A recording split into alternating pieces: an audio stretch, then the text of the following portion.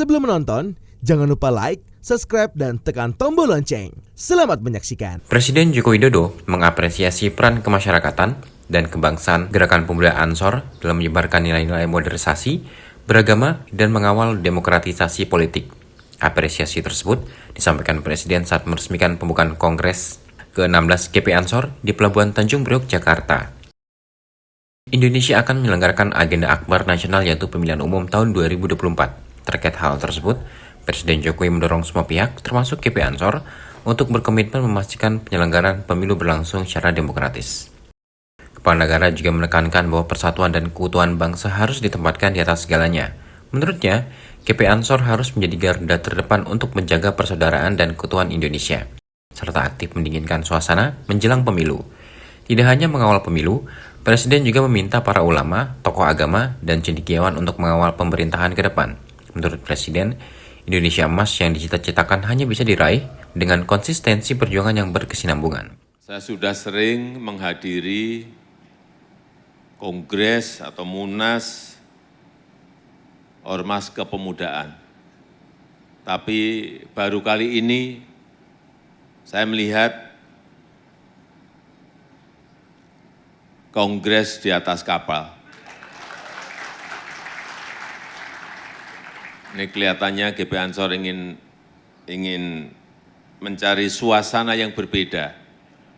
Ini tandanya GP Ansor inovatif, kreatif. Karena memang sekarang kreatif dan inovasi itu menjadi kunci dalam menghadapi berbagai perubahan, berbagai disrupsi yang sedang melanda dunia.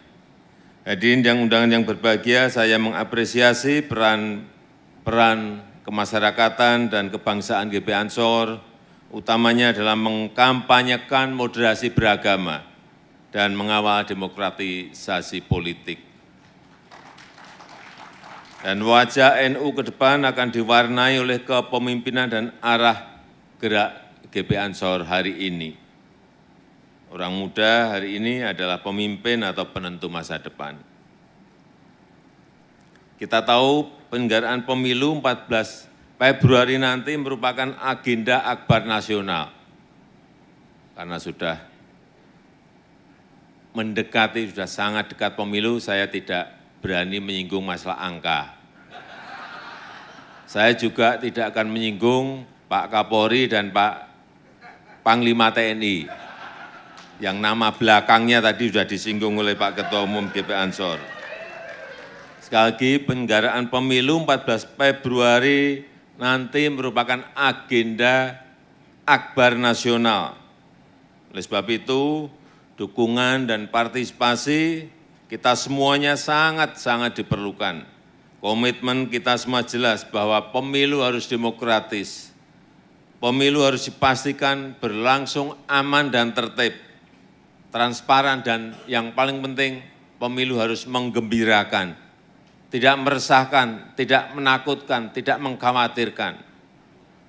Dan persatuan dan keutuhan bangsa harus di atas segala-galanya. Setuju?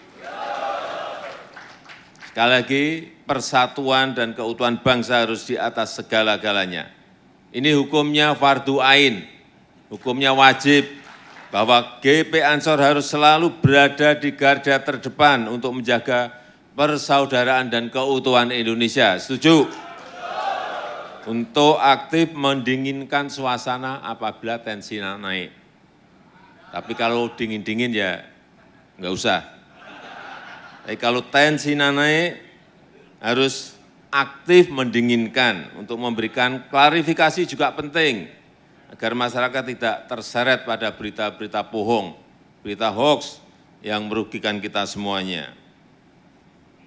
Pemilu merupakan pesta rakyat, dan saya mohon para ulama, para tokoh agama, para cendekiawan, dan tentu saja keluarga besar Ansor, semua kita untuk mensukseskan pemilu yang sudah di depan mata, untuk menjaga demokrasi kita dan menjamin keberlanjutan pembangunan.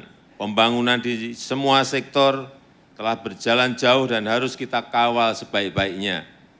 Indonesia maju, Indonesia emas yang kita cita-citakan hanya bisa kita raih dengan konsistensi perjuangan, dengan kesinambungan, dengan melangkah tanpa henti dan konsisten.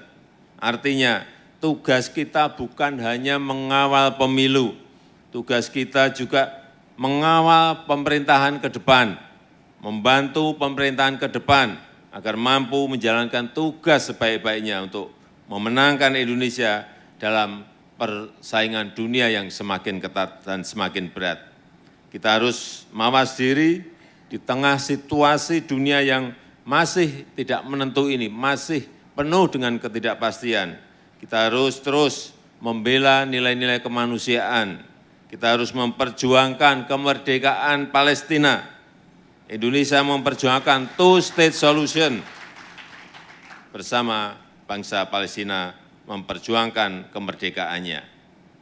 Kita kuat bukan hanya untuk bangsa kita sendiri, tetapi untuk perdamaian dunia, untuk persaudaraan Islam, untuk persaudaraan kemanusiaan. Terakhir, Presiden Jokowi juga mendorong semua pihak untuk terus membela nilai-nilai kemanusiaan dengan memperjuangkan kemerdekaan Palestina. Tim Eljon Media melaporkan.